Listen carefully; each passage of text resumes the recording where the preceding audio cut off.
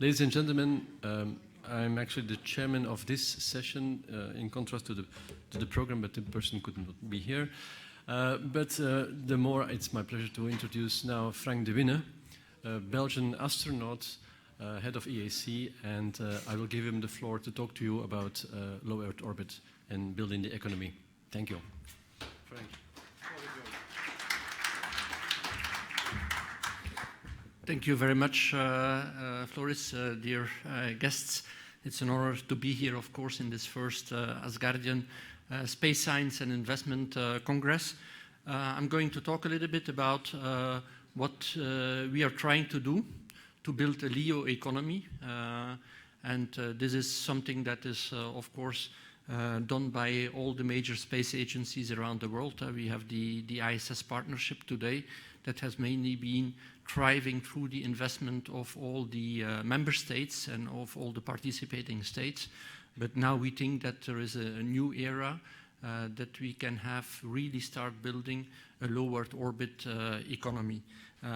Jeff this morning has already discussed a little bit about this from the perspective of nanoracks, but there is of course more than just nanoracks in this. So why building a LEO economy? Well, if we look a little bit to something that could maybe be analog to what we are doing in space is aviation. Aviation, of course, in the beginning was totally in the hands of governments and more specifically even of the military. But rather quickly, there were a number of commercial companies that started to arise. And so there is business in this new era, in this new technology of transportation. KLM actually is the oldest commercial company that is still bearing the same name as when it was founded in the early 1900s. Yeah? And these early companies, they were actually thriving because their biggest market was not the customers, the rich clients, because you can imagine at that time it were not the common people from the street that were flying and taking the planes to go on holidays. It were only the very, very rich people that were able to travel. But their main business was not the people. Their main business was government. Their main business was actually postal services. And this is also how the commercial airlines in the US, that you see some of their started thriving. But then, of course, with the advancement of technology, became the first mass transportation. You see there the DC-3, and then the first 747 of Pan Am, which really opened the business for mass transportation. And then, of course, we have seen now in the latest years the emergence of the low-cost carriers, which basically allows anybody almost to go on holidays with a plane and to buy tickets if you're early enough for 20 or 30 euros to fly from, I don't know, here Darmstadt or in the vicinity of Darmstadt to Mallorca, one of the favorite German holiday destinations. So yes, and now of course we know that not only the aviation business is a booming business, but because of that we have a whole associated business around it of tourism that is starting to thrive, all the additional services and so on. So this is now a multi-billion-dollar business. We are not there yet in space. That is clear. I think we are somewhere there where you see the first picture of KLM, maybe a little bit further, but not much further yet. Yeah? So again, it's all linked to transportation. Today, the major cost of flying to space is in transportation. It's basically launching the rockets to get out of our gravity well. And you see there on the left, you see the picture of the Soyuz that we use today to transport our crew to orbit. But in terms of cargo, we actually have more than one system. We have the HDV, as you can see there, but we also have already some commercial providers. Okay, their main business again of these commercial providers is still the government. The government is paying to bring kilograms to the space station. But it's a little bit like the postal services in the beginning of aviation. Yeah? I'm sure that there will be emerging markets later where those companies will be able to sell their services to other customers. And then on the right, you see the new crew transportation vehicles that are still not online. It's the SpaceX Dragon and the Boeing CST-100 that will hopefully in the next year bring again astronauts to the International Space Station. But there as well, we will see that although there will bring mainly professional astronauts and partner astronauts to the International Space Station, that we are also trying to open up the market to a much larger public. So transportation is key, a little bit like in aviation. Of course, it's not only that in space, because if you fly with an airplane from A to B, when you arrive there, well, you can expect that you have everything that you need. There are houses, there is food, whatever, there is hotels. In space, of course, if you just fly to space, there is nothing there. There is just the void. So you will also start to build up infrastructure. And also here we see that we have starting to build up commercial LEO infrastructure. Of course, again, here still a lot sponsored by the agencies. For example, all the cost of the transportation of this infrastructure is still borne by the agencies. We have heard Jeff telling this morning that he is developing the first commercial airlock, and that he has built this and financed this completely from his own funding, which is, I think, a great achievement that he has done that, and it will be a wonderful capability which we will have on the space station, and which the European Space Agency, like other agencies, but still all the other costs, the cost of the transportation, the cost of the integration, are still borne by the national space agencies. So yes, it's partially commercial. A part of the investment is commercial, but still a lot of the cost is borne by the agencies. The same is on the left side. You see the Bigelow inflatable module that has been docked to the space station that we are using now. But you see on the bottom as well some European infrastructures that we have flown to the ISS. You see there the Ice Cubes facility from Space Application Services on the bottom, and on the right side next year we will launch the Bartolomeo platform, which is a platform from Airbus that will be able to host external payloads. But as Jeff mentioned this morning, this is not all. Also, our NASA colleagues have announced that they have a broad announcement of opportunity for having one of the docking ports of the International Space Station available for a commercially operated and launched vehicle. And you see this on the right. This is the concept drawing of Axiom, but I'm sure that there will be other companies bidding for this port. So LEO infrastructure commercially is starting to get there as well. But of course, at the end, why do you do it? Yeah? You have to have a customer base if those companies want to continue to invest. Today, the customer base is still largely funded by the agencies. It's starting to change. We see commercial research going, we see commercial technology building up, but we certainly need to have a bigger customer base if we want to really have a thriving LEO economy that can live without the support of the agencies. And we take a number of initiatives to that. The first one was on the US side with CASIS, which was the national lab where they try to have research coming in from interested researchers, companies, and so on. They have in NASA, they organized the ISS Research and Development Conference, which is basically focused on what can the ISS bring to you as a customer for your business. We have the Space for Inspiration conferences series that ESA is organizing. We had the last one in Bilbao in 2018, where we're also looking at enlarging the customer base. And of course here, Asgardia. I think if Asgardia at one time indeed want to thrive and really start building a living community in space, of course also there you will have to have a customer base. So what is NASA doing? What is the current state today of building this economy in NASA? You are here. You see it there on the bottom on the Earth. Well, basically, they are doing a number of things. First of all, they have set a pricing policy. It's very important if you are a customer, one of the first things that you will ask is, how much does it cost? Yeah? That's something, if you go to a restaurant as well, you want to see the menu at least before you order, not to get a check that is way above what you expect. So NASA has done that, and we will come back to that later. As I said, they also want to start enabling private astronaut missions. Private astronaut missions, which could be tourists, but which could also be professional astronauts that will work and live in space on behalf of their companies, on behalf of their institutes, and doing the research for them in space. They want to initiate a process for commercial development of LEO destinations. The port, the additional module to the ISS is one of them. Jeff mentioned the other one, the free flyer. So these are two initiatives that NASA is looking at. They want to continue to stimulate the demand, and everybody wants to do that because without demand there is no commerce, that is clear.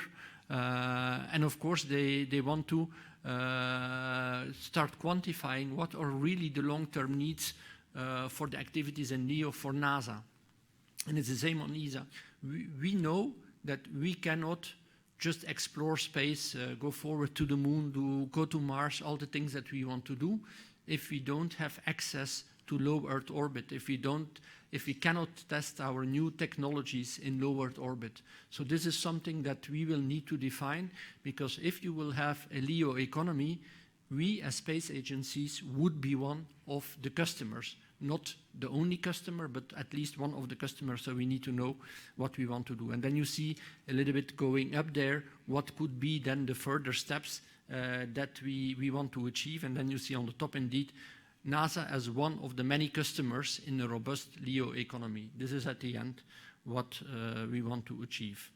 So this is just the pricing policy that is published. You can find this on the internet, so I'm happy to show it here to you as well. If you just Google NASA commercial policy, you will have all the guidelines, everything that you need to do and what you can achieve with this commercial policy. You will see here that the prices on this commercial policy are low compared to what the real prices are.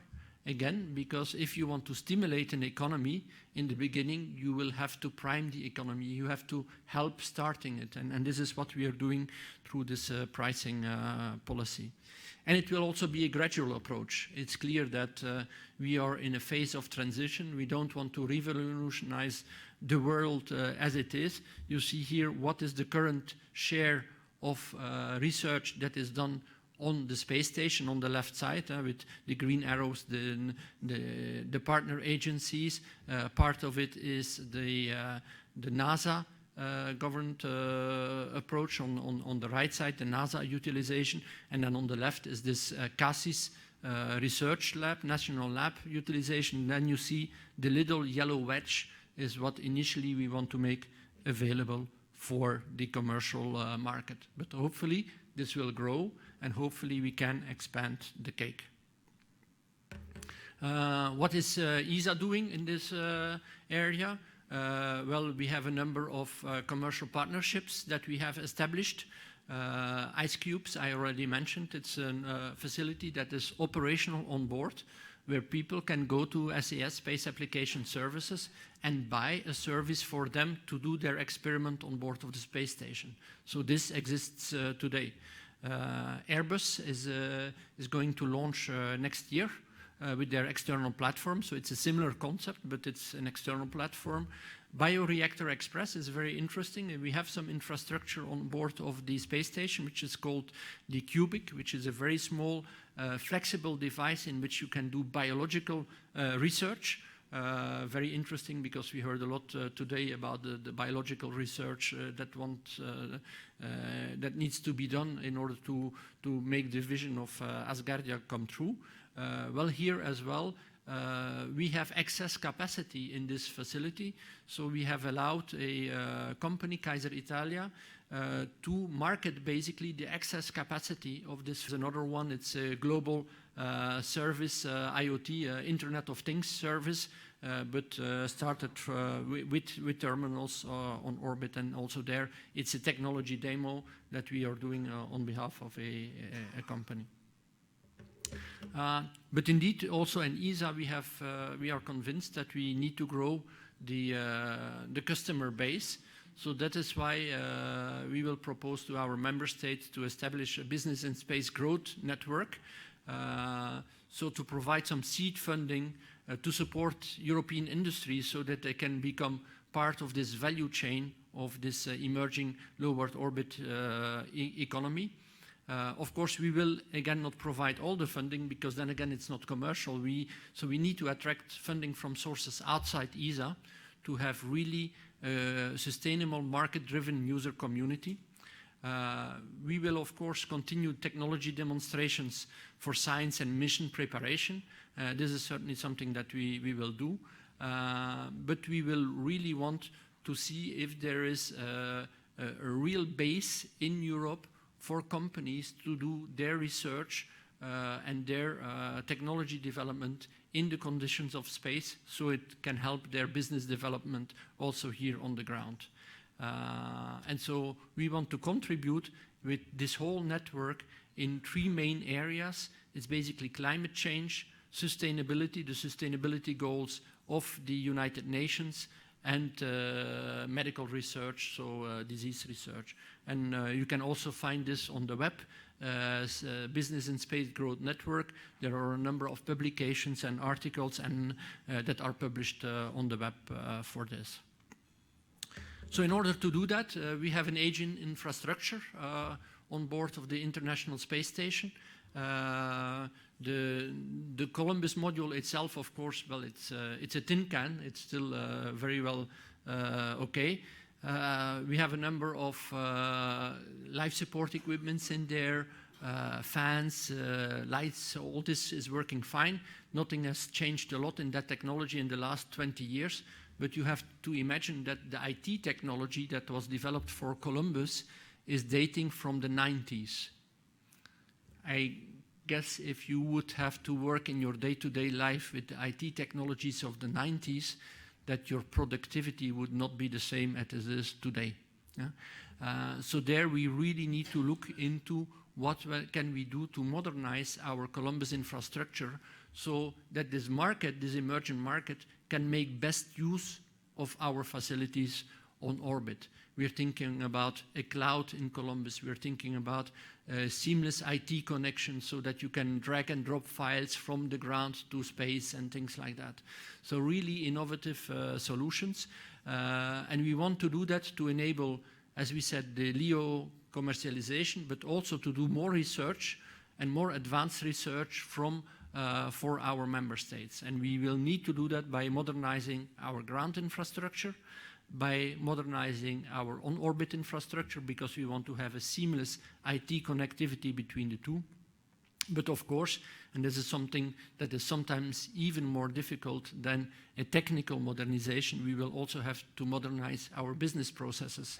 Because yes, we are a government agency, we are working with government funds, with funds of the taxpayer, so we have business processes that are related to that, that make sure that we spend every euro in a very good manner. But if we want really to go to the commercialization of LEO and allow also the market and the companies to take more risk, we will also have to update our business processes in that regard. So this is something that we work on that. The project is called Columbus 2030 because in ESA the intent is that we extend the operations of the space station till 2030. So in conclusion, we are certainly not there yet with a LEO economy. I see that Jeff has just entered again. I made a couple of references to you, Jeff, in my presentation, so but I can relate to it later. So the LEO economy, we are not there yet, it's clear, but it's starting to happen. It's something that becomes reality. It's not something that people can say anymore, well, it will never work and we don't know. And, you know, all these negative comments that you something have. Space is something for the governments. We only want professional astronauts, ESA and NASA astronauts to fly. No, we will have more and more people venturing into space, doing their business into space. It starts to happen. We are there on the left, the International Space Station. We will increase our capabilities of the space station with commercial infrastructure like the NanoRax airlock, like ice cubes, like Bartolomeo. We are far from what we see on the right side, but this is maybe a dream. I'm a big fan of Star Trek, for those who didn't know yet. So that is why I've chosen this picture, of course, but I cannot also stop without showing the picture of my wonderful crew. You see Bob on that picture as well, but there you see the ISS is just a start. Star Trek will not be the end, but I'm sure that one day we will get there. Thank you very much.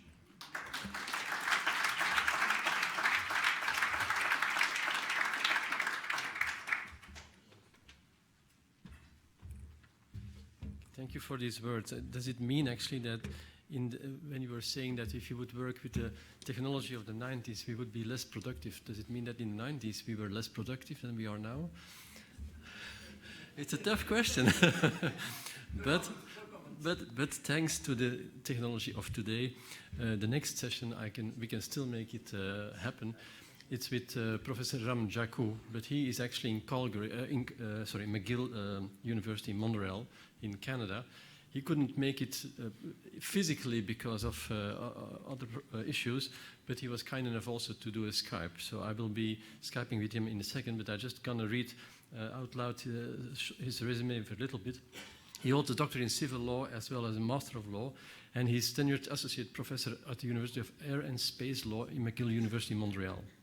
He teaches and conducts advanced research in international space law, law of space applications, law of space commercialization, space security, national regulations of space activities, and public international law. He possesses extensive academic experience over 30 years in the field of international and national space law and policy. And that's the whole point. If you want to go into space, if you put humans in space, you need law, because putting humans together, it may eventually go a little bit wrong or whatever. So we need law, and it's very important that this law is being accepted by everybody who is taking part in this endeavor. So that's why I think it's a great pleasure and honor to have now Ram Jaku on. Is he online? No. So I go actually behind the desk so he can see my face, though. So I think it's an appropriate thing.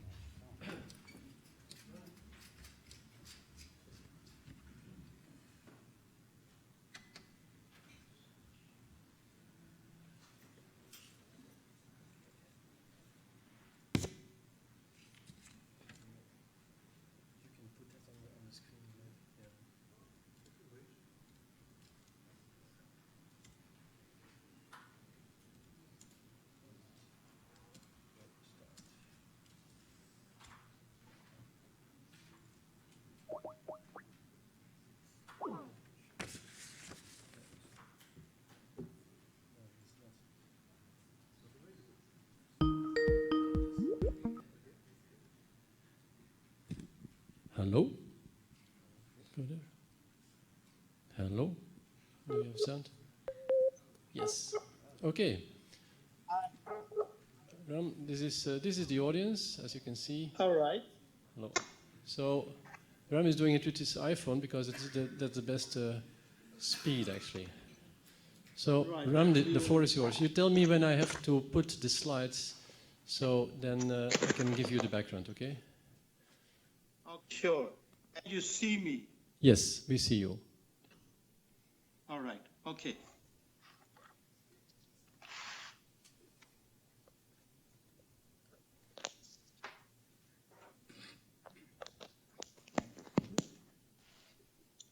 Okay. Go, please. The floor is yours. I have to look at... All right. Thank you very much. Good afternoon. Greetings from Montreal. Dr. Ashurveli, my dear Flores and Lena, dear friends, ladies and gentlemen, I apologize for not physically be with you. I would have liked to be, but I have a conference here in Montreal. We just started it, and I have been unable to travel. It's an honor and a pleasure to speak to you, and I'm very thankful to the organizers of the Congress for inviting me. I'd like to share my views on the topic which I call importance of law in space activities. What I want to convey the message is that our planet, Earth, is dying because of human activities. The salvation of humanity lies in and from space. Space technology is indispensable for sustainability of human life and survivability of humankind. However, the use of this technology must be made subject to the rule of law, which ought to be determined by new thinking of global governance and economic systems. With out-of-the-box philosophy and unique mission that it has created for itself, there's a significant role that Asgardia can and should play in this regard. I will address the following topic. The first thing is sustainability of life on Earth and survivability of the humanity. Then I'll go to space plan for humanity's doomsday scenario, followed by indispensable and appropriate rule of law in space. And then I'll talk three different areas which need special attention, that they are growing space debris, possibility of conflicts over space-based natural resources, and likelihood of space war. I'll outline my thinking of the role Asgardia can play, and I will conclude my presentation. I tend to speak for about 20 minutes or 25 minutes. Let's see how it goes. On 10th of October, that's about 5 days ago, the 2019 Annual Herald Design Forum opened with a challenging theme and posed a question. Do we need another planet? At the opening ceremony, the Prime Minister of South Korea expressed in his keynote speech that, I quote, this year's theme appears to reflect the sense of urgency that the situation has become so dire that Earth may need to find another planet. Such issue has been worldwide since long ago, but collective action has been lacking, unquote. The context and rationale for the Prime Minister's remarks were that the current era, and I quote, is marked by significant human impact on Earth's geology and ecosystems. Humankind may be facing an imminent decision that the future of this blue marble, global warming, exhaustion of natural resources, and worldwide pollution may be spelling out an inconvenient truth, necessitating interstellar travel for solutions. The Prime Minister's line of thinking is not very different from what late Stephen Hawking professed, that human race would not have a future if it does not migrate into space. About 2 weeks before for the end of the world. I guess we all know that in 1707, Isaac Newton predicted the world will end in 2060. It doesn't matter whether he based his prediction on his extraordinary knowledge of physics and astronomy or his understanding of religion. Equally known pronouncement of Russian cosmonautics, Skorsky, who is also known as the father of theological and applied cosmonautics. In his view, the Earth is the cradle of humanity, but humankind cannot stay in the crash forever. Humanity is emerging quite routinely and consistently. For example, the latest United Nations Global Assessment Report on Biodiversity and Ecosystem Services, released in March 2019, has been compiled for over 3 years by more than 450 scientists and diplomats. It states that, I quote, the biomass of wild mammals has fallen by 82%. Natural ecosystems have lost about half their area, and 1 million species are at the risk of extinction, all largely as a result of human actions. And other, May 2000, if humans do not stop emitting greenhouse gases, we would face a doomsday scenario for ending our civilization by 2050. What's becoming unmistakably and convincingly clear that our home planet, the Earth, is under tremendous pressure, and the survivability of humanity on Earth is at risk, exclusively due to the actions and omissions of the humans. The Earth is on fire, initiated by its inhabitants, and its residents can save it and save themselves by taking urgent and collective actions. Such actions are needed on several fronts of global human activities. One of such areas is outer space. So let's look at the space plan for humanity's doomsday scenario. Salvation of humanity from a doomsday scenario lies, to a good extent, from and in outer space. Space could possibly provide, as noted by other experts, a safe haven to those who would prefer abandoning the sinking ship or dying planet, or to prosper on another planet. Most appropriately, in my view, outer space offers tremendous opportunities and unprecedented benefits for the well-being of all inhabitants of the Earth. It's evident that modern lives of all people around the world, particularly in the developed countries, heavily depend upon space-enabled cellular phones, navigation, banking services, weather forecasting, climate change monitoring, agriculture, urban planning, protection for forest fires and other disaster management, monitoring of major human rights violation, verification of disarmament agreements, etc., etc. A day without satellite could be unmanageable at best and disaster at worst.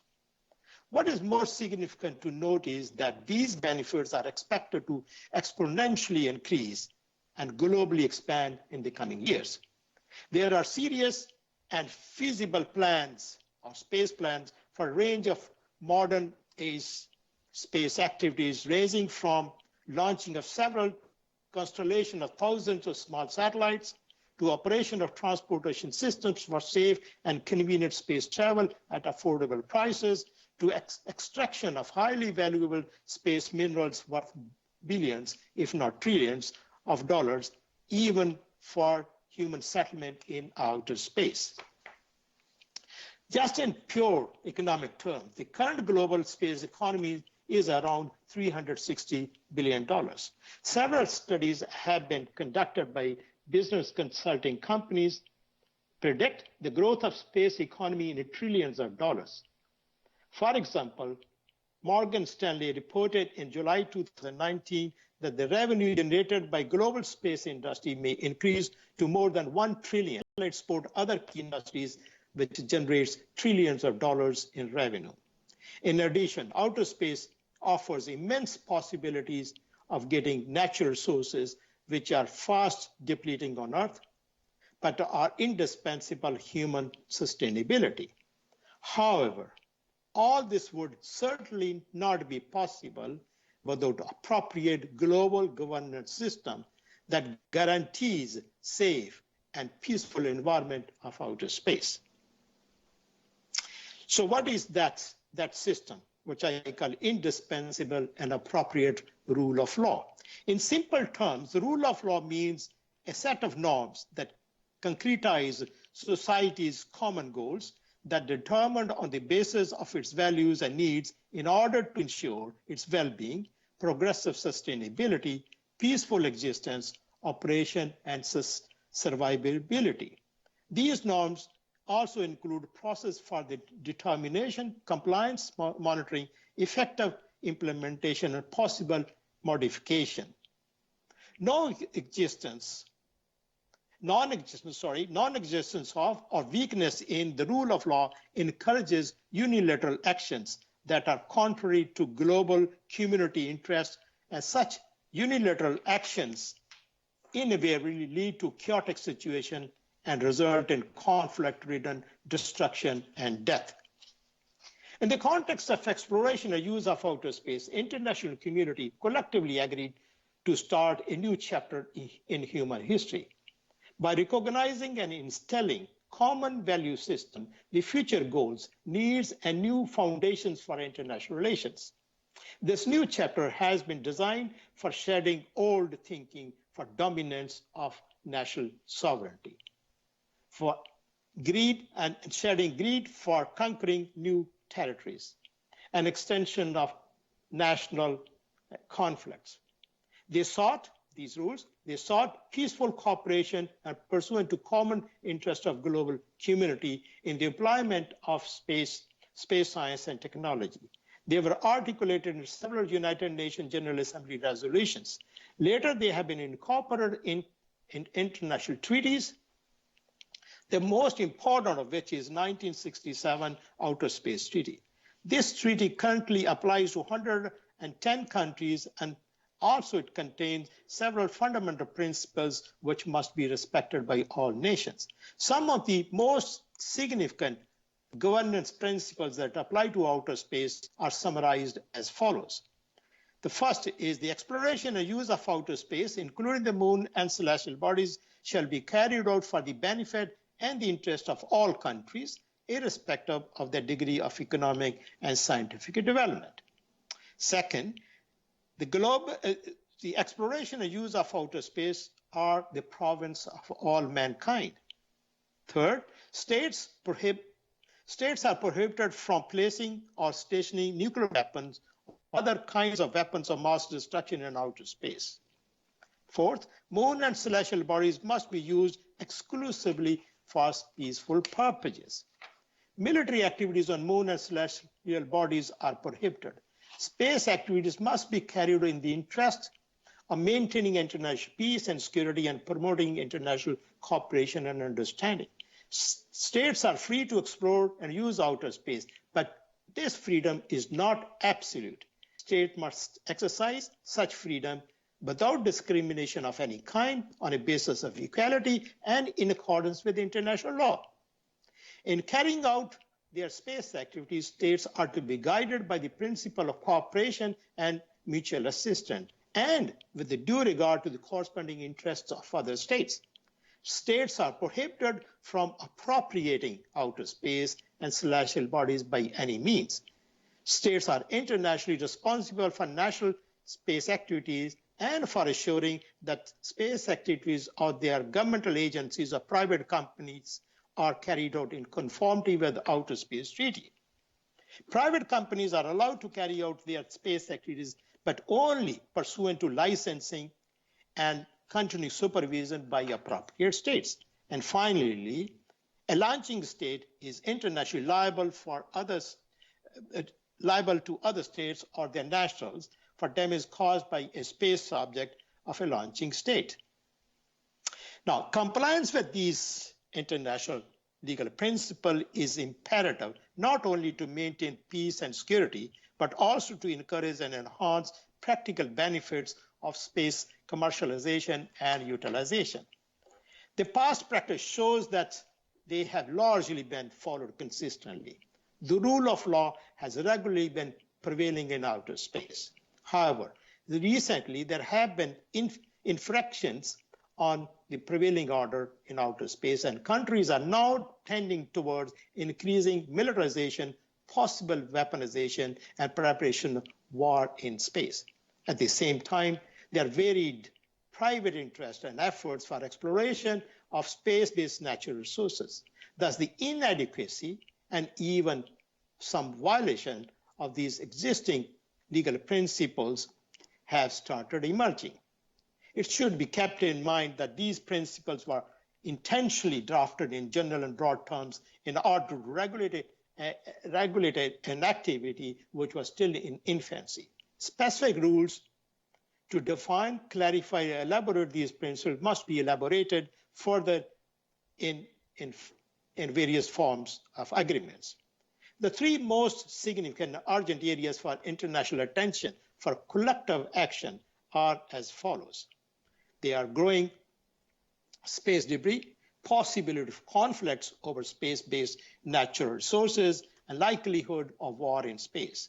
So let's look at space debris first. The amount of space debris, especially in highly used orbits, is increasing exponentially, and so are the threats to safety of humans in space orbits.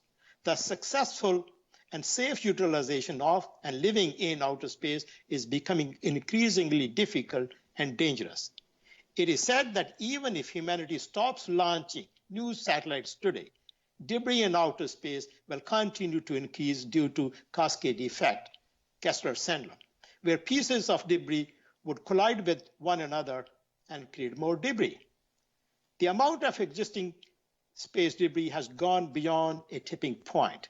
Sadly, no serious regulatory efforts are being made to effectively and significantly reduce the generation of new debris, certainly not for cleanup of the existing space debris.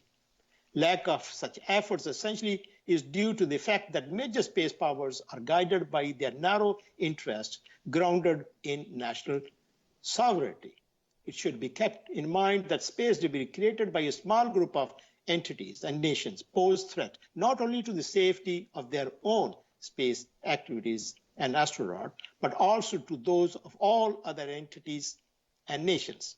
In other words, space debris is a serious and a very real threat to the whole humanity. Thus, if the increase in space debris in an Earth orbit remain uncontrolled, unregulated in near future, it will eventually render outer space useless for the whole humanity. It should be noted that clean space environment is indispensable for major spacefaring nations and their respective private entities. They, in my view, should be active in designing not only the technical solutions, but also more importantly, international regulatory mechanism to solve the problem of space debris. I propose that a new international legal order for outer space should recognize that reckless and intentional creation of space debris is a crime against humanity. Let's look at the second issue, possibility of conflicts over space-based natural resources. Fast depleting natural resources on Earth inspires search for resources on other planets. Preliminary investigations show promising prospects for exploration and exploitation of space-based natural resources on the moon and asteroids. Though reliable technologies and mining processes still need to be fully developed. For about a decade, private enterprises have been expressing serious interest in such ventures. They have started making significant amount of investment in this regard. They have also convinced at least two countries, that's the US and Luxembourg, to adopt new national laws for entitling private property rights over extracted space-based resources. These legislative initiatives are seen by some countries as unilateral. Intention behind this provision was to prohibit the repetition of the race for acquisition of national sovereignty over overseas territory that developed in 16th, 17th, 18th, and 19th century. Currently, an intense race to the moon and asteroid is going on, mainly for exploration and exploitation of space-based natural resources. Participants in this race are several private companies, countries like the United States, Russia, China, Japan, and India. They all have a diverse interests and goals in this regard. Thus, potential for geopolitical conflicts exists. As indicated by recent discussion in the United Nations, these conflicts could, in many ways, be similar to the fiercely competing race for colonizing countries in Africa, Asia, and Americas in the 16th, 17th century. However, if conflicts result in wars on Earth and in space, risks could be expected to be far more serious and devastating as compared to those of earlier wars for foreign natural sources.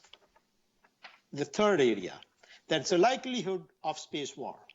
Since the dawn of space age in 1957, outer space has been envisioned and agreed upon by the international community that it must be used for peaceful purposes. However, we witness that this central objective of space exploration and utilization is being abandoned. Current trends are such that more countries are using space for military purposes. There's a more aggressive and extensive space militarization. Space militarization is leading to space weaponization. Space weaponization is being supported by space war fighting capabilities, and space war fighting capabilities are being expanded and perfected with the space war doctrines and other preparations. Slogans like space is a war fighting domain, just like the land, air, and sea, and war is inevitable. Our community is facing a serious challenge in maintaining space for peaceful purposes in order to serve inclusive interests of the whole mankind. The possibility of conflict in space is real and increasing. War in space is expected to be closer than some expect. Risks of war, space war, must not be underestimated. Such war could cause unprecedented damage to infrastructure in space and could have serious implications on Earth, both in terms of physical destruction as well as geopolitical disorder. According to an article published in June 2018 issue of journal Wired, and I quote, space war could very well end with a crippled global economy, inoperable infrastructure, and a planet shrouded by orbiting fragments of space debris. An experienced military officer has been quoted in a 2015 article that after a war in space, you go back to World War II, or you go back to the industrial age. Moreover, during war in space, private commercial enterprise and commercial space enterprises, particularly those who provide services to belligerent state, would become legitimate targets for destruction, resulting in significant losses to private companies. There will be no losers and no winner countries in space war. In the event of a space war, whole humanity could suffer unrepairable loss. Then let's see what Asgardia can do. Asgardia, in my view, is an innovative idea that resulted in the establishment of a pioneering institution. It has out-of-the-box political and social philosophy. Its unique mission is to, I quote, unite the future humanity as trans-ethnic, transnational, trans-religious, ethical, fair, peaceful, looking into infinite universe based on equality and dignity of every human being. I could. To remain true to its mission, I believe there's a significant role that Asgardia can and should actively play in promoting and facilitating the use of outer space for exclusively peaceful purposes for the benefit of all humanity on Earth and in outer space. as we are celebrating the third anniversary of Asgardia, I suggest the following 3 practical steps that Asgardia should undertake. First thing is continue organizing this sort of congresses annually, but with more with more sessions on policy and law, so that there is a promotion of rule of law in order to have peaceful utilization of space. The second, Asgardia should establish an international interdisciplinary institution for education and training of future leaders and the people, those who want to live in space, for space exploration and use of outer space. The institution should be created and run exclusively for implementing the mission of Asgardia. It may be called Asgardia Space University or the University of Asgardia. It should have one central campus and possibly campuses in various parts of the world. Third, Asgardia should establish its Earth headquarters, preferably on an island, either purchased or leased for 99 years from any country. The proposed Asgardia Space University could be housed on this island, along with other industrial enterprises and facilities. In my view, physical presence is important for Asgardia's institutional credibility, international recognition, and achievement of its mission. Finally, in brief, I repeat what I said earlier. The humanity's home, the planet Earth, is dying primarily because of human activities. The salvation of the humanity lies in and from space. Space technology is indispensable for survivability of human life and survivability of humankind. Moral values must determine the course of science and technology. According to Gandhi, science without humanity is a sin. And Albert Einstein considered morality as indispensable to the survival of humanity. Human values, I thank you very much for your attention. I'll be glad to answer any question you may have. Okay, thank you, Ram. Absolutely, thank you for this presentation.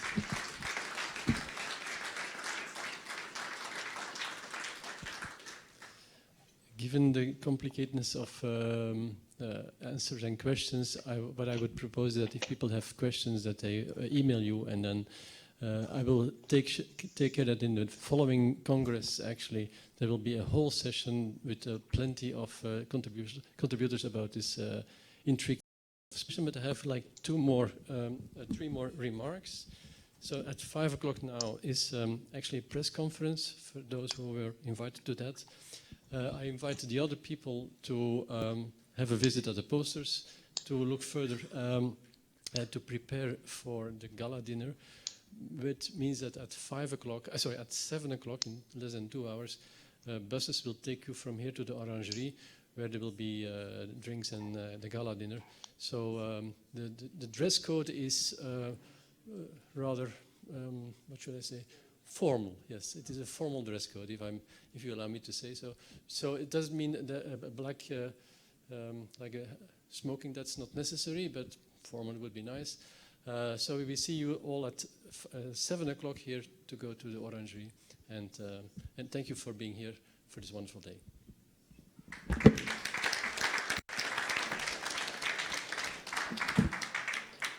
Here the press conference.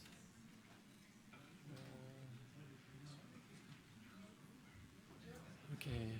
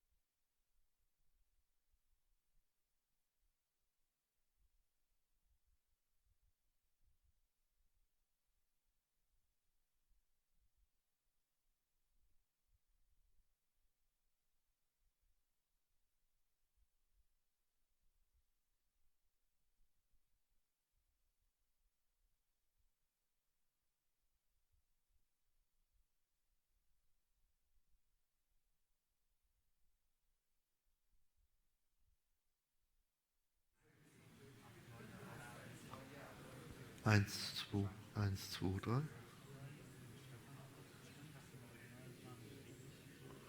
Eins, zwei, eins, zwei.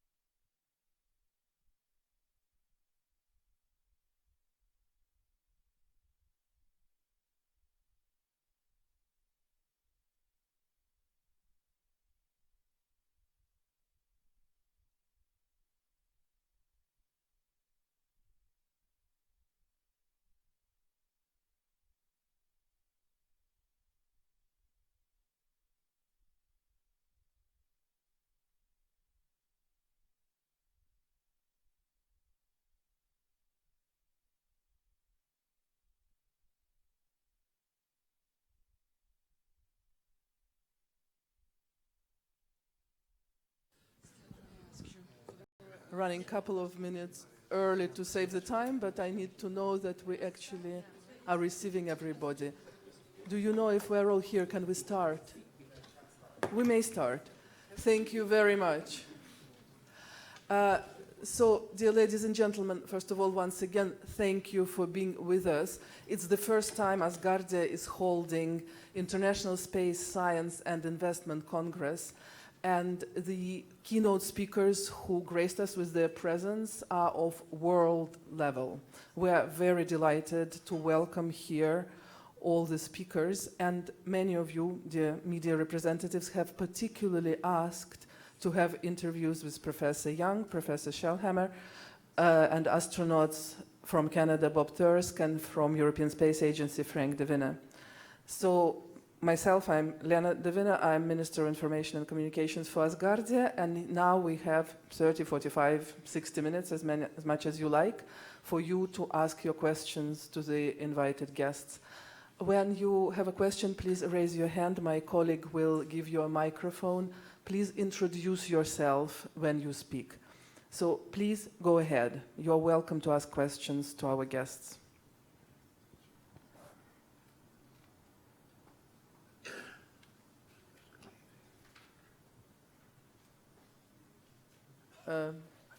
Anybody wants to start? I invited the guests you asked to interview.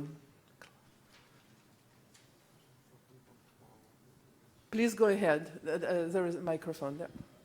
Thank you. So I've actually asked a few of you this question already. Please introduce yourself. Oh, yes, sorry. My name is Jared Linz, and I'm here with Fast Company, magazine based in New York. I've asked a few of you on stage already, but I'm curious to hear from those I haven't heard yet. If you could please describe what you feel is the biggest and most significant barrier to humanity's future in space today, and what you see as the most likely path for overcoming that barrier. So would you like to indicate to whom you have already spoken, or from whom are you asking the answer? No problem. So I've spoken with Lawrence, and I've spoken with Bob. So I'm happy to hear perspectives from anybody else, and of course you two can add to what we've discussed previously if you'd like. So Frank, if you could please begin. Yeah, thank you very much for the question. I think in the immediate time, at least if we look into space exploration and human spaceflight, because I think that's what the question is about, certainly is the cost of transportation. If we see 70% today of the cost of the International Space Station is related to transportation. So if we want to significantly increase the infrastructure, if we want to have significantly more research done, technology done, work done in space, I think the cost of transportation needs to go down. This is something that as agencies we are all working on. Of course, in the long term, if you think about long-term exploration of space, there are certainly a number of other aspects that have been addressed today. One of the addressed is radiation, of course. How do we deal with long-term survivability in a harsh radiation environment? The other one is the effects of microgravity, if you would have long travel in space. How do we deal with that? We have done 6 months, 1 year flights. I think we have in a lot of the conferences is I think the life support systems, because we need to be able to sustain life for an extended period of time in space, and just bringing all the resources from Earth combined with the high transportation cost is I think not a viable solution. So across the world we are looking into closed loop life support systems, as was expressed in the afternoon sessions, but we are far from having a solution, as was also expressed by many of the speakers this afternoon. So this is certainly an area where we would need much more investment. Okay, you have already spoken to Bob. Okay, then I would ask Floris to ask this question. Of course, Floris is a human physiology professor who has dealt in his entire career with the challenges of flying to space. So I believe this will be also a very interesting perspective. Thank you. Indeed, as Frank referred to, the effect of microgravity on the human body is to a certain extent pretty much devastating if you accumulate, because all systems actually are simultaneously affected. Well, there can be some time shift, but there are cardiovascular issues, there are issues with the vestibular system, there are problems with bone loss, atrophy, and recently I'm pretty proud actually to have been part in the shedding light on the effect on the brain. There is definitely adaptation that also like Jacques Van Loon referred yesterday, it is essential but also ethical, necessary to go into a solution like artificial gravity, because that solves in itself a lot of these very complicated effects of microgravity. So I think that is something which we really have to work on. What hasn't been touched upon so far at the conference now, but will emerge in the future definitely, and there are a couple of posters on that, it's the impact on the human psychology. I think going to low Earth orbit, knowing that somehow in a couple of hours you actually, if there is something really happening, you can go back to Earth. I mean, you have to confirm this feeling. But if you are on Mars and you can't even recognize Earth among the other stars, that feeling of being so lonely can be of a great impact. And the first time I I encountered this phenomenon was when I asked a cosmonaut exactly your same question. It was 15 years ago that I asked this, what is according to you the biggest challenge to go to Mars? And he said, it's not about life support systems, it's not about, because we can solve that, but we don't know how the human psychology will react on this being far away. But okay, we will see. That's something which we have to work on, so it's definitely a challenge. So there is still one answer we're expecting on this subject. Right. So my perspective is also coming from the side of human health and performance, and I can't disagree with anything that I've heard so far, especially the psychology aspects of it. But I used to be asked when I was working in this field for NASA for a few years, what was the thing that kept me up at night in terms of human health and performance? What is the thing that's really going to be the obstacle? And of course, you can go down the party line and you can say radiation is going to. The one that keeps me awake at night, even now, is the problem that we haven't thought of. It's the problem that arises possibly from some crazy interaction of the things that we think we do understand. So we know a lot about the effects of weightlessness on the body. We know a fair amount about radiation effects. We understand very little about synergistic effects between the two of them. That's an approachable problem. At least you can identify that. But I'm very concerned about something like if you're thinking about a 3-year Mars mission, for example, which is the one that really focuses your attention. If you're 6 months in and all of a sudden you take a radiation hit which mutates an organism that you didn't know was living in the water supply, and it interacts with a compromised immune system, and the exercise machine breaks down at the same time. And you had solved every one of those problems individually, but now they happen at the same time, and they're not independent of each other. So that's what really bothers me. A systematic approach to capturing the complexity of all of the interacting factors is the one that bothers me most. Thank you very much. Mark, if you can please give the microphone. Hello, it's Michael Day from the I newspaper in London. I'd like to ask Frank de Win, as someone who's attached to the European Space Agency. In the previous session, we heard fears about lawlessness in space, whether it's debris or whether it's space, whether it's Trump announcing his new Pentagon Space Task Force, but the fact there is lawlessness and we need to do something about it. Would you agree with those comments, and why do you think it's important? Well, first of all, I'm here in a personal competency, so I'm not talking on behalf of the European Space Agency. So that be clear. Secondly, it's clear that we are entering a new era with a lot of new players. We have not only the traditional players of the bigger countries. There are more and more states that are entering into the space business, and more private companies as well. And so this will create certainly the need to have a new regulatory system in place that is not in place today. Think about if we have these mega constellations, 3,300 satellites from I think OneWeb or Amazon, Google that wants to launch its same infrastructure. So all these things, how are we going to manage the space traffic environment? How are we going to manage the environment of space with all the satellites that are going to fly around there? And this is certainly something that will need to be tackled. The same thing for the use of space resources as that we heard. So there is work to do. And I think the best forum to do this is, of course, at the level of the UN COPUOS and the United Nations, where they discussing all these matters. And I know that ESA certainly has their programs and their people working in those fora to make sure that space can remain accessible and usable for the entirety of humanity. That is at the end the purpose, of course. Can I add to that? Are you arguing for a new space protocol? Sorry, John Vidal, Guardian. Are you arguing for a new space protocol, a sort of UN convention on space?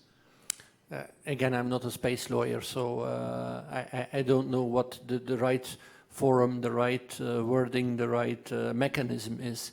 But the fact that we need to make sure that we can, in the future, in the long-term future, keep using space for the benefit of humankind is something that I think we should, personally, I believe we should all strive for. How to best implement this, again, this is not my competence level. Thank you very much for bringing up these questions. I would like to take this opportunity to emphasize that actually this is one of the core missions of Asgardia. As stated in the presentation by Professor Ramjahu, the Outer Space Treaty signed in the late 60s and not even by all countries effectively is becoming obsolete, and we all know what is happening in the world where President of the United States is announcing space dominance for one country. So Asgardia does stand for developing space legislation to avoid the situation of Wild West. We are proud that in this conference we brought attention to economical and legal issues, to attention of space scientists, space engineers, space researchers, because all these brilliant thinkers in working together in a plenary format have a chance to encourage and inspire each other's thinking.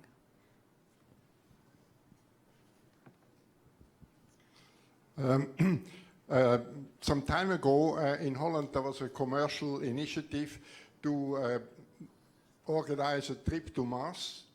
Mars One it was called. Unfortunately it has gone down the drain. But I would like to know the opinion of our select panel here. What do they think about the one-way trip to Mars, which of course is much cheaper and faster than if you have to plan a return trip. So I know what the official ethical point of view is, but I'd like to have a personal opinion from you in a practical way.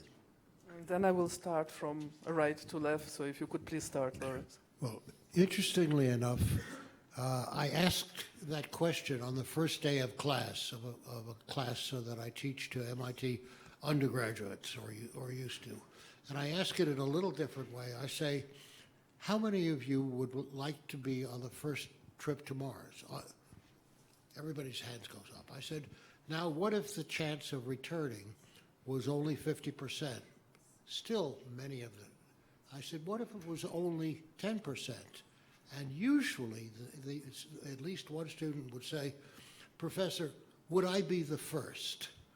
And it to me is very interesting because it says that behind all of the drive for adventure tourism are the bragging rights, are the stories that you can tell over cocktails in the country club.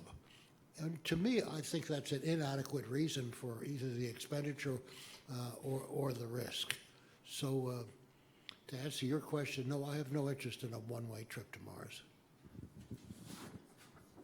So you did ask for a personal opinion, a personal view. I would prefer to go with people who want to come back. You know, I would not feel comfortable going with people who were willing to take a one-way trip. I want the other people to share the sense that we're all in this together and we're all going to do what it takes to survive and come back alive, right? And I don't want other people there saying, well, we can give up after some certain point because we're not going to come back anyway. So that would alone would keep me off of it. It also disturbs me a little bit. I know people who have wintered over, for example, in the Antarctic.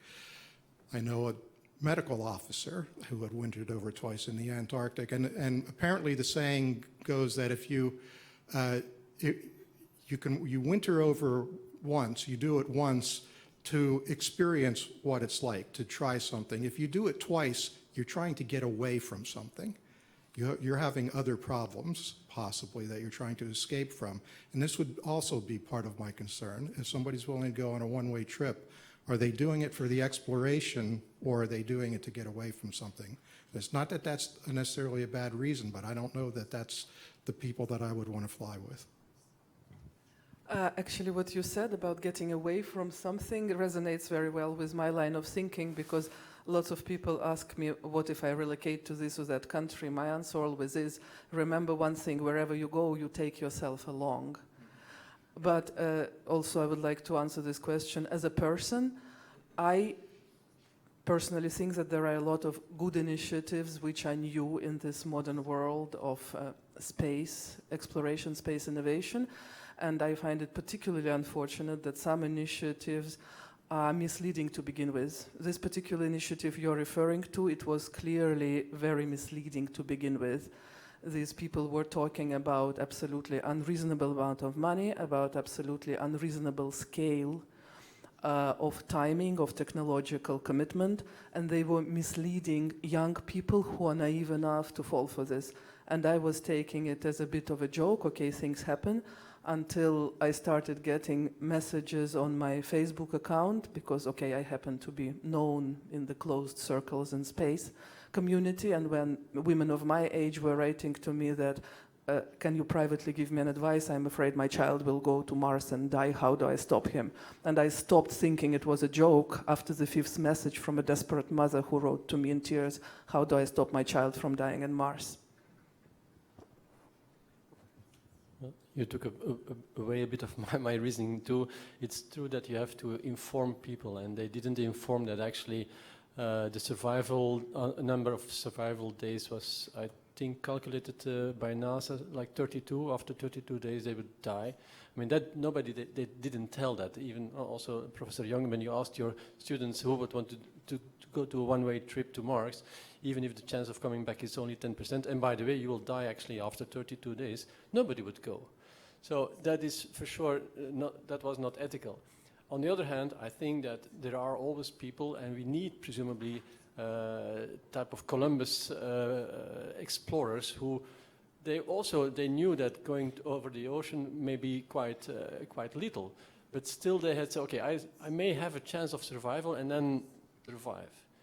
But when people went to Australia, many people knew that it was also a very, very dangerous thing many years ago, and many people didn't survive actually. So it's human nature to explore. When Frank and I served aboard the International Space Station, there was a number of systems that failed during our 6-month increment. The oxygen generator assembly failed. The carbon dioxide removal assembly failed. The ARED exercise device failed. And you're going to laugh when I say this, but the toilet failed as well. And I was able to repair each of these systems with the help of my talented crewmates, the talented support team on the ground, and resupply of components from the ground. Each of those are critical systems, and it taught me that we need to have a lot more reliability in the engineering systems that we develop and more robustness in the engineering systems before we're ready to explore deep space. So I am not a proponent of one-way trips to Mars. We're not ready to go to Mars today, and I would strongly encourage the international space community to first of all go to the moon, which is only 3 days away, in case there are any major system failures again, and a way for us to get the crew back to Earth as well. We really need to focus on systems, the development of systems that are not 95% reliable, but 99.9% reliable before we consider one-way trips to Mars. And I would like to come back to what Flory said. Yes, exploration is inherently dangerous. We have seen it just last year was safely back on Earth. So that it's dangerous, yes, we know that. And as astronauts, Bob and myself, when you sit on top of the rocket, I can tell you that you know that it's not just a walk in the park.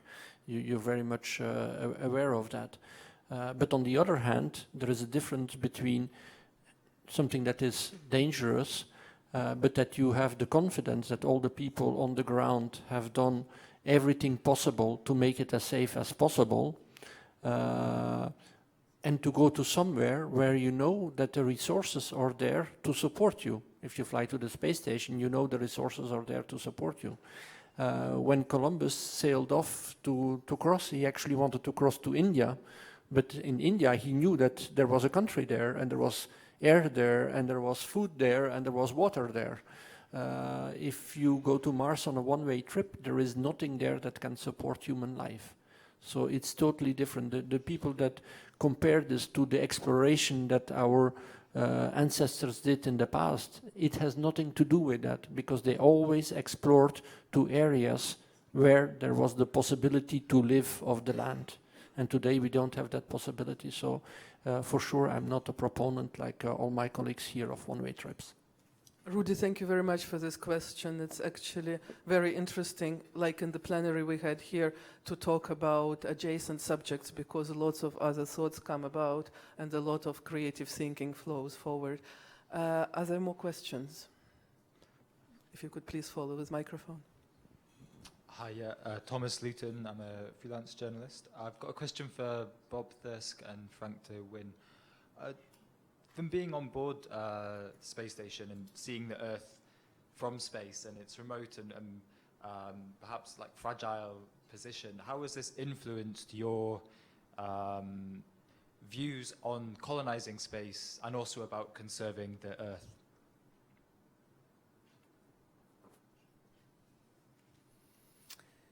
Well, I do remember my very first view of Earth from space aboard the space shuttle.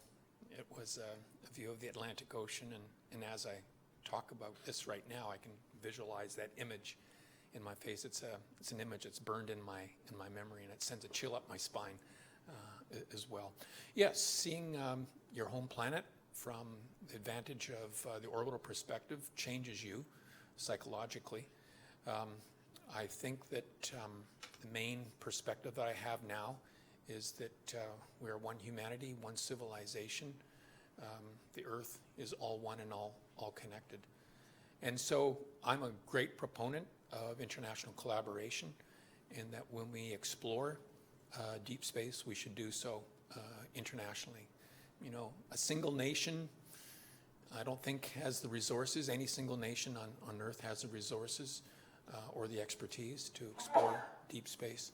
And I think that in these difficult geopolitical times that we're going through today, doing things on international collaboration is a way of promoting world security. Thank you, Bob. Yes, and I would like to join that. First of all, it's very obvious when you look, as the first time I had the same impression as Bob. It's an image that you will never forget if you look the first time down to our planet. You see the enormous beauty, but also the enormous fragility of our planet in this immense universe, because we are a tiny, very tiny little rock in an immense universe, and it's the only spaceship that we have. It's spaceship Earth. Again, relating to Bob's comment as well, there are no borders from space. If you look from space, you don't see the borders. Yet we find it difficult to live all together in a peaceful way on this planet still. So that's certainly the impressions that you have when you come from the International Space Station, and that remain very strong with me. So what we need to do if we want to venture into space, and like a number of speakers have said today, I'm quite sure that some of the solutions that we need to find for sustainable life, humankind, in the numbers that we are here on this planet and in the future, is in space. We need to find solutions in space, but we need to make sure that when we do that, we don't make the mistakes that we did in colonizing our planet. We don't need to start polluting other bodies around our planet. We don't need to start polluting space while doing that. And this is why, again, coming back to the legal framework, that I think there is a necessity to see how we will do all this. I'm a big proponent of it, but we need to see how all together in international cooperation, like Bob says, we can do this in a sustainable way so that we don't pollute the space environment as well for the next generations to come. Thank you very much, Bob and Frank. Please, the microphone here. John Vidal, Guardian. Could you, each of you, give us a sort of rough take on the Elon Musk, Jeff Bezos, the crazier and crazier ambition of these two billionaires? That are they just talking gibberish, or is there, is that the future? Will it be space for billionaires? We start with you, Lawrence, please. Do you really think any of us would dare say that the billionaires are talking gibberish? Come now.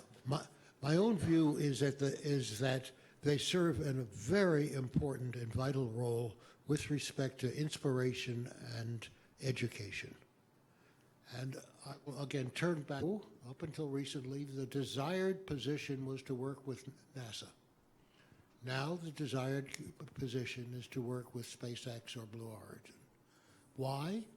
Because it's exciting, because they have a feeling that they can make a difference. I've had students come up to me and say, "Oh, Professor Young, you were so lucky you worked on Apollo." And my answer is, you're lucky you're going to be around for the Mars landing. I think that the kinds of visions, even though they may be technologically unreasonable, nevertheless give a level of inspiration which is very, very important to all of us, but especially to young people. So I forget who it was back a few years, many years ago, when newspapers were still the dominant medium, said, I would not want to pick a fight with somebody who buys ink by the barrel, and I would not want to pick a fight with somebody who builds his own rockets. Not in this area. Anyway, these guys are not crazy. Elon Musk, I think in particular, has made it possible to talk about sending people to Mars with a straight face and to really have a serious conversation about it. And, you know, NASA has talked about that on and off for decades, but it's been on and off so many times that people stop taking that seriously. Now you have somebody who has really accomplished amazing things in aerospace, and it makes it feasible to discuss that. So I don't think that either of them will accomplish everything. We'll refer here to Asgardia and remind that Asgardia was made possible due to personal motivation, personal inspiration, personal commitment of Dr. Igor Shurbeli, and that till this moment all the work done by Asgardia and within Asgardia and under the leadership of Asgardia is personally funded by Dr. Shurbeli. We are looking to develop broad collaboration with a range of leading investors worldwide, because it's the only way future is possible. Future space research, like it's been discussed by various experts on many occasions, not even a single country on Earth can afford space program anymore. But to make it clear, the very fact that there is now new era in space development and space exploration, it's due to the fact that there are private thinkers, private leaders out there who make it possible and who have the faith to put their own wealth into this. And Asgardia is actually a prominent example how one thinker, one leader commits his private fortune to making the future work in space for the entire humankind. If you allow me to add on that, it is definitely true that visionary people can make things change. I mean, they can really be having a much bigger effect than you would think as an individual person. It is true that despite the fact that we saw that there are less launches apparently the last years than there have been in the previous years, as we saw during today, it was striking to me that going to Frankfurt airport, and there if you go then to the Avis and Sixth, where you can rent a car, areas, what is standing there in front of all the other agencies, it is a moonlander.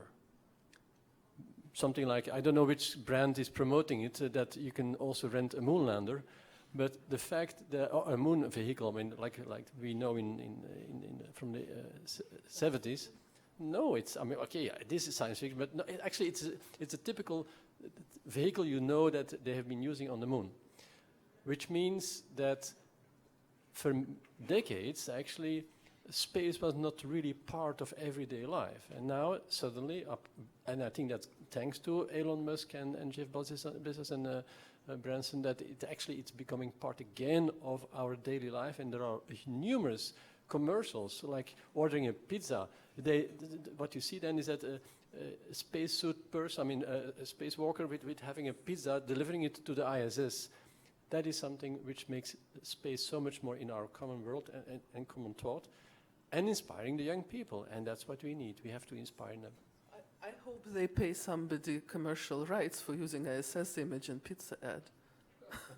I hope so.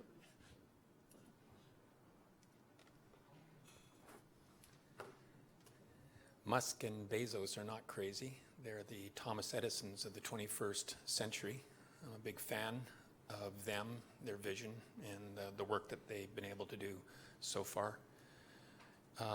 Frank de Winne and I and our colleagues following space flight have become ambassadors for this notion that space can be used as a way to encourage young people in their educational path towards STEM careers, that society can take on some of these tough social issues that are out there with determination and adequate resources, and also this notion that looking down on the planet from space signals to us that we're all one humanity and that we're all connected.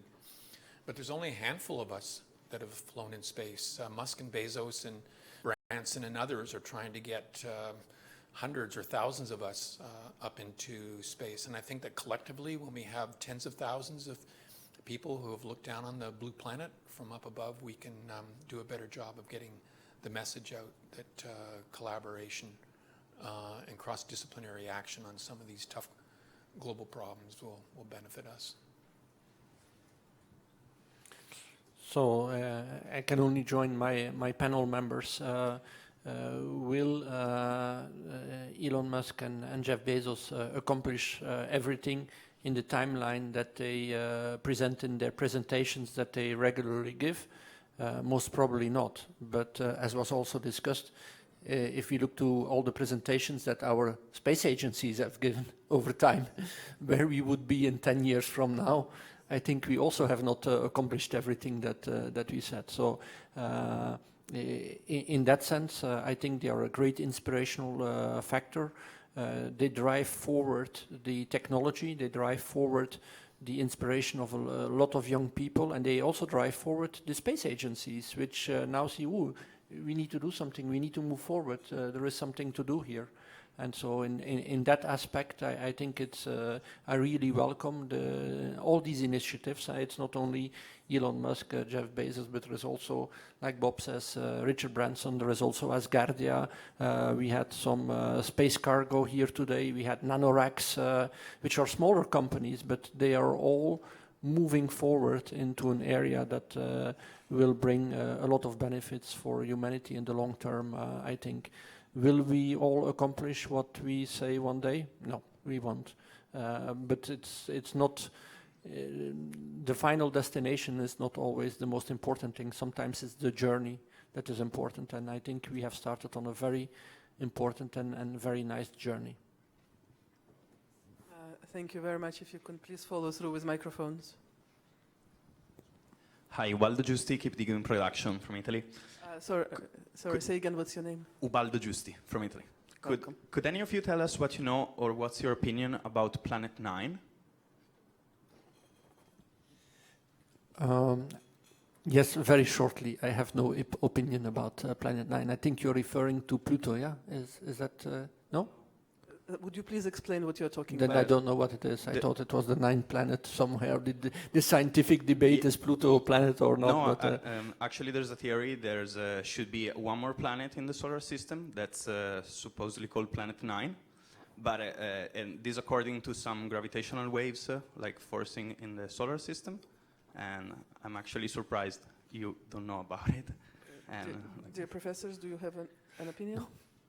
No. Sorry, we are not aware. It's all right. Next question. Hi, Sebastian Ketley for the Daily Express, and this is a question to the panel.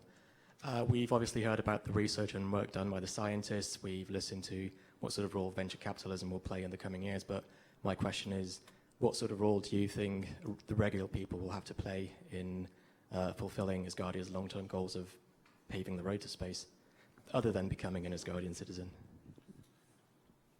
We all have the potential role to play, not only by paying our taxes, but by supporting and electing public officials who understand the importance of space as an educational activity, as an activity to further the development of technology, as an economic driver.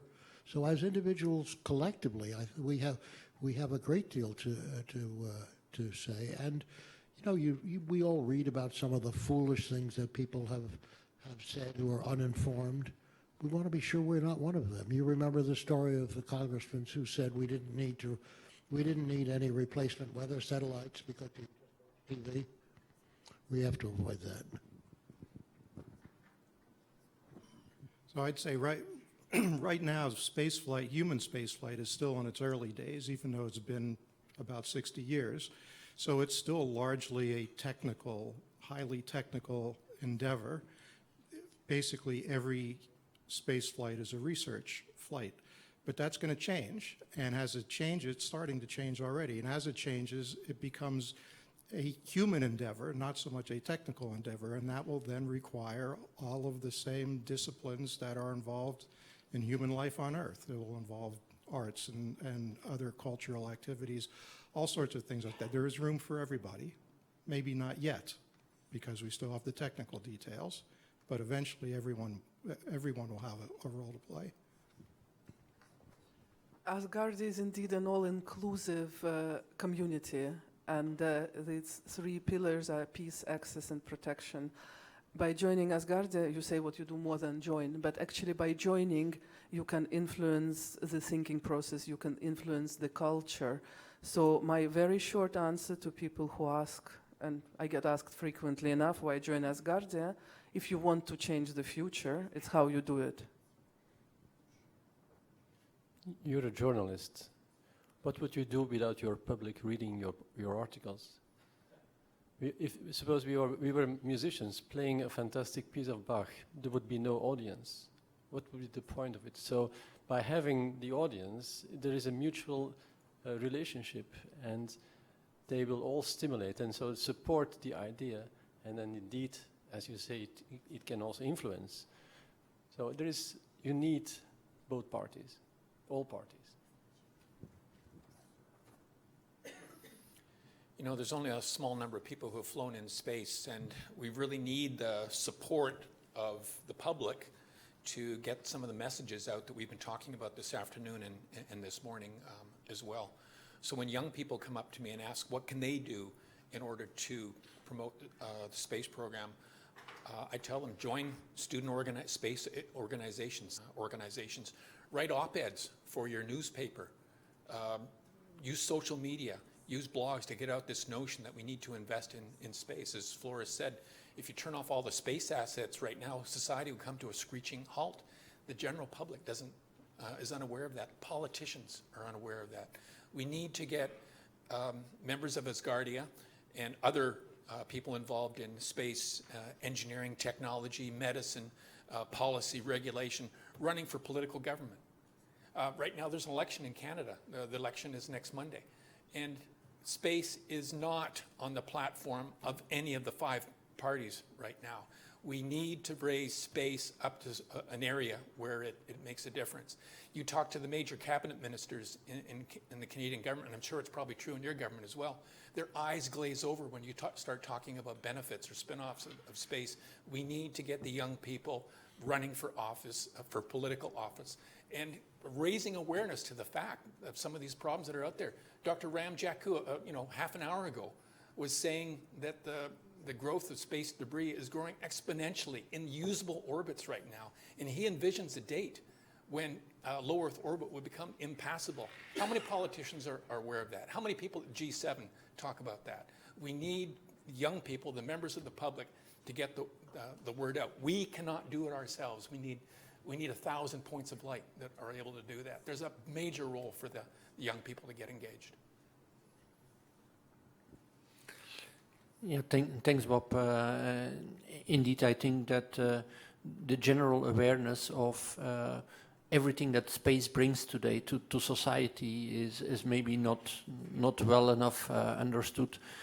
Some people are saying, "Oh, space is expensive." I usually when I get these questions, when I give a talk in Belgium about my flight and whatever, and human spaceflight exploration, I said, well, in Europe we spend €1 per year on space exploration. Yeah? That's how expensive it is. Yeah?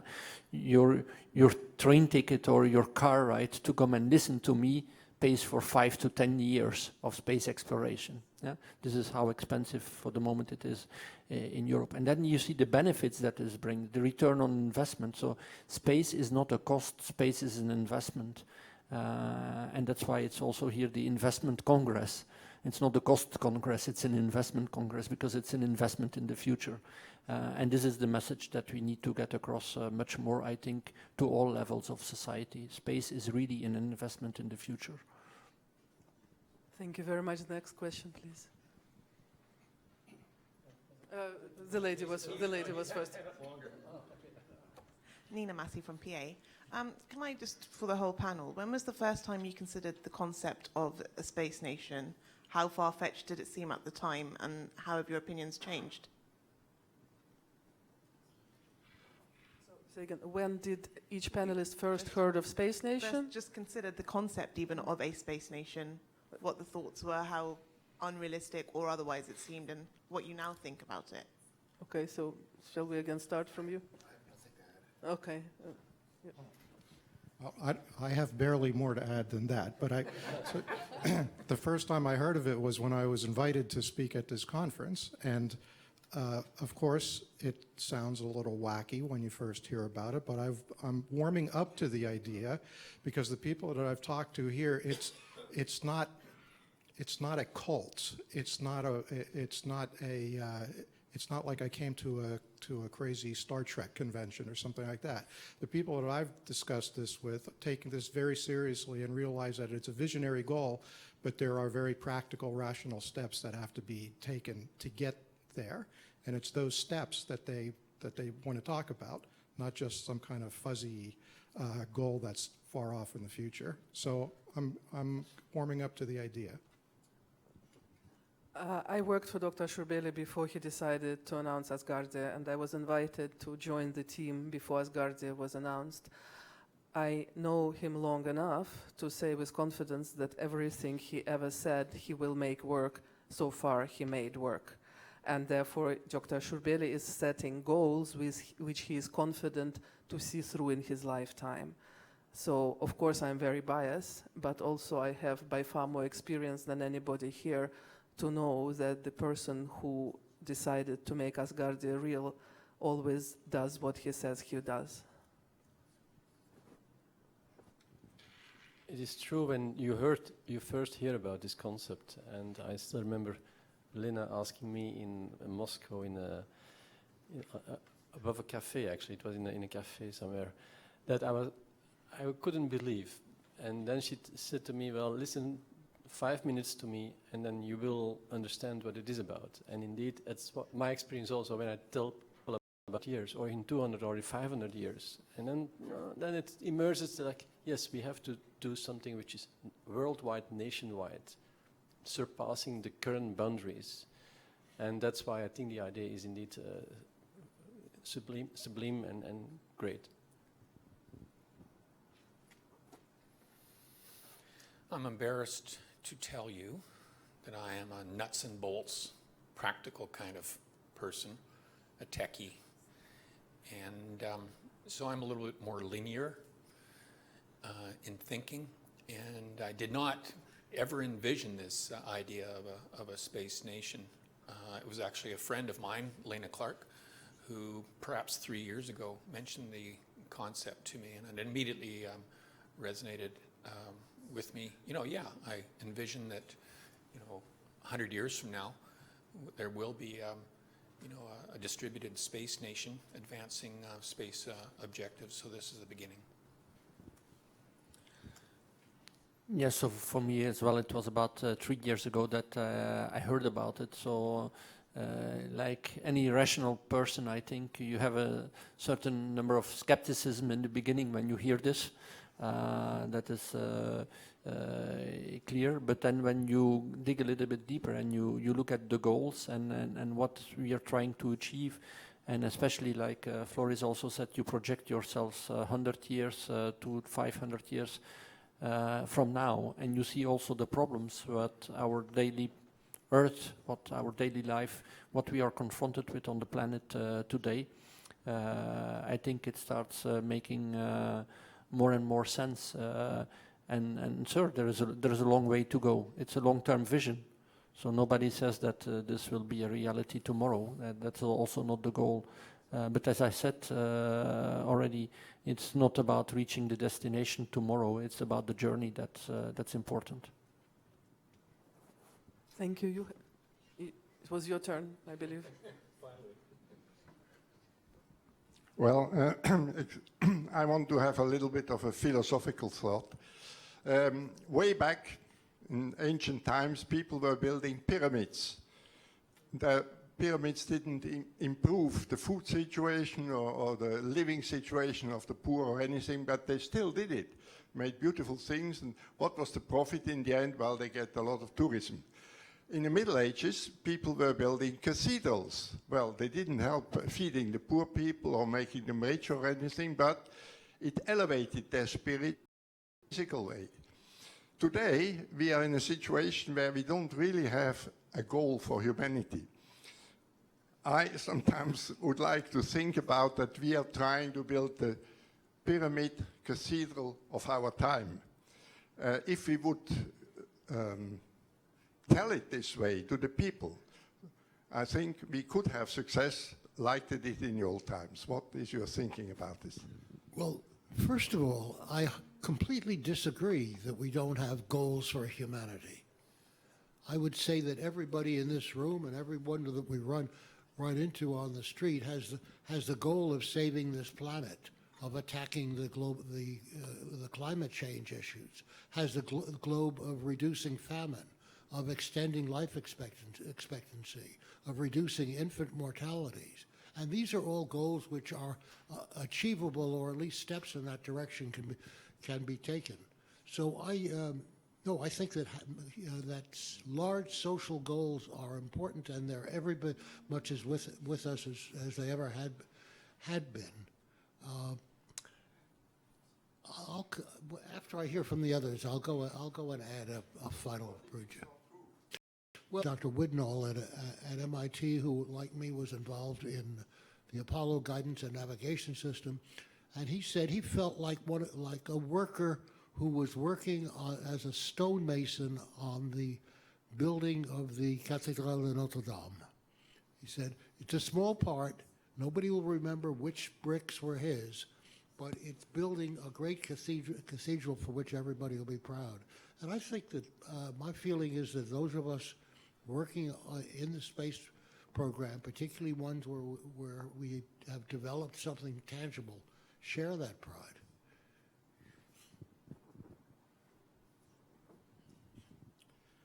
So I'm going to pick up a little trick that I learned from my mentor, Professor Young, which is if I can't answer the question you asked, I can maybe answer a different question. But maybe you remember that lesson. Maybe I will get at this. I'll say two things that I'll quote Michael Collins, who was on Apollo 11. I believe it was him who said that if you have the ability to go, in this case the ability as a species to go into space, and you don't go, you've lost something. You're basically sitting there twiddling your thumbs, lamenting the fact that why don't we go? Why don't we do something?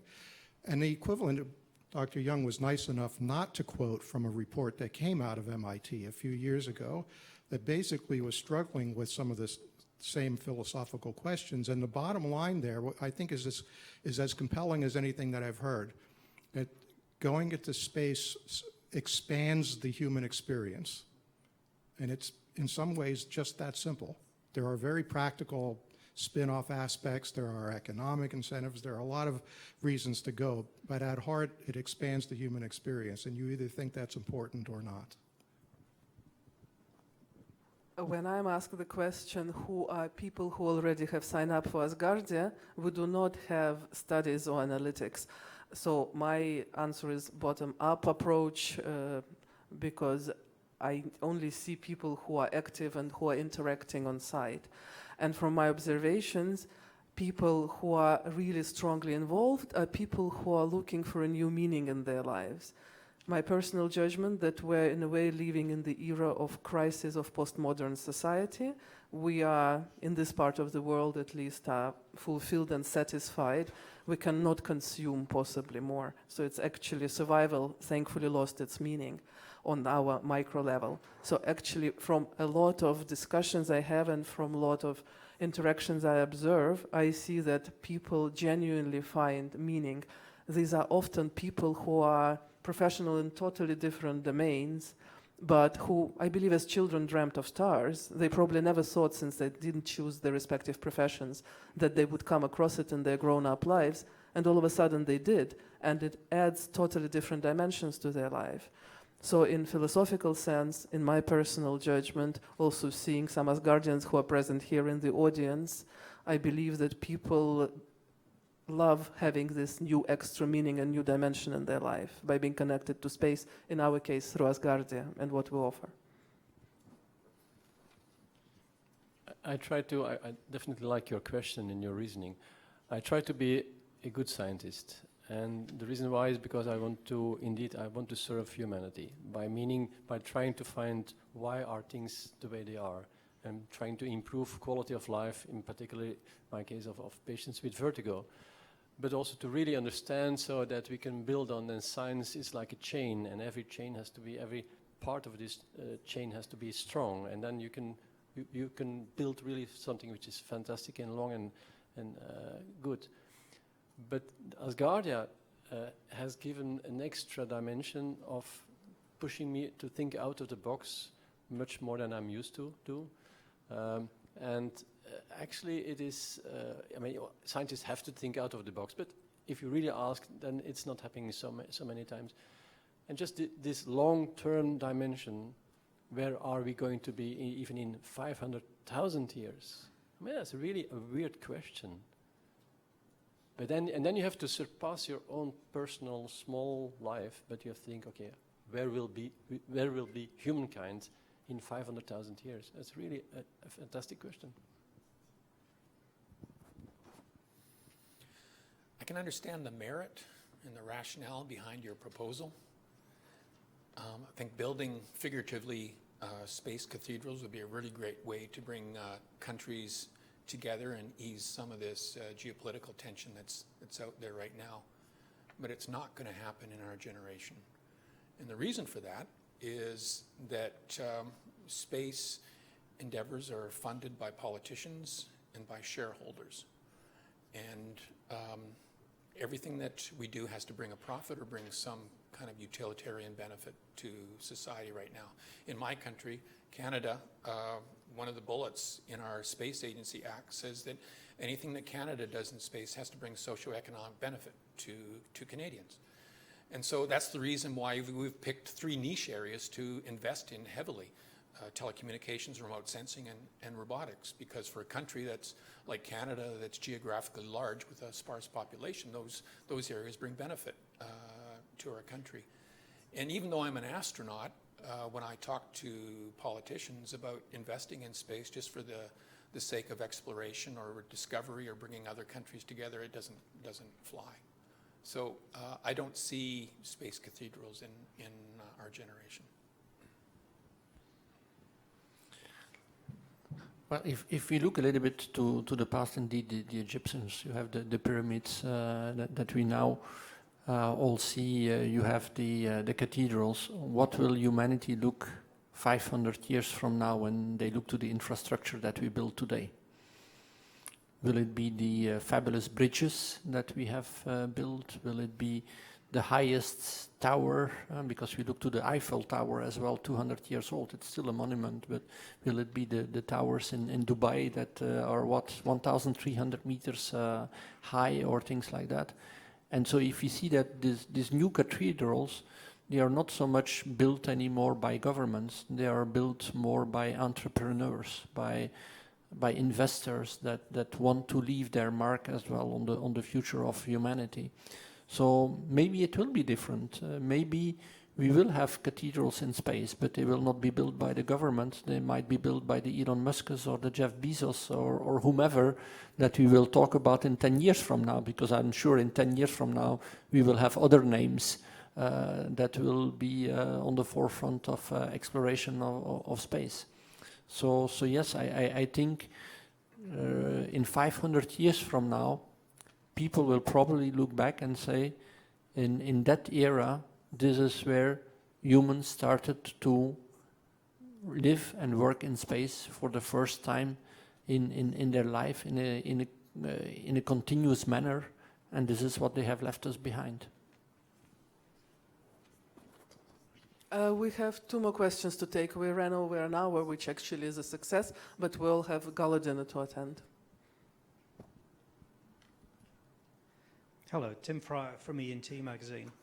I was, particularly yesterday, all the scientific presentations were looking at work that had been conducted decades ago. And Lena and Frank both alluded to this already, but I was wondering to what extent you think Asgardia could stimulate, accelerate that sort of research now, and maybe more importantly, coordinate it on a global basis. That I would like to address to our Minister of Science, Professor Floris Woutz, because indeed we have plans for setting up science research in Asgardia. Yes, indeed. One of the things which is in the pipeline to develop is, we call it ASTRA, Asgardia Science and Technology Research Academia. So that sounds like ASTRA. Is indeed an institute, academia, a university, like named by Ramjaku, which will stimulate scientific projects where actually everybody on the world, every brain who has a good idea can apply for funding and to get the funding to work towards a certain endeavors. Now, actually, if you live in a country like, okay, luckily I'm living in Belgium, where there is a very good financial system to stimulate space-related research, because Belgium is part of ESA and there's a good return of investment regarding research. But there are countries, for instance, I was once approached by a person from Guatemala, and he says, well, I have really brilliant ideas, he said, but I don't have funding because I'm not part of NASA or not part of ESA or whatever. So actually there are brains out there which don't have a chance to take part in this scientific evolution or revolution to go into space. I compare it with a football team. I mean, Bayern München has players which are not per se born in Bayern, I think, or let it be in München. They are players from all over the world because it are talents, and there are talents all over the world. I mean, there is no reason why some people in an area would not have been as genius as other people. Asgardia wants to approach these people and give them a chance to indeed build on the future of space science. Thank you very much, Floris. Is there one last question? I thank all the participants for taking the time to talk to our media team, and I thank the media team for the attention. We will see you all soon at gala dinner. At the reception of the conference, they can remind you when the buses are leaving. So thank you very much for this very successful day, and I see you very shortly at dinner.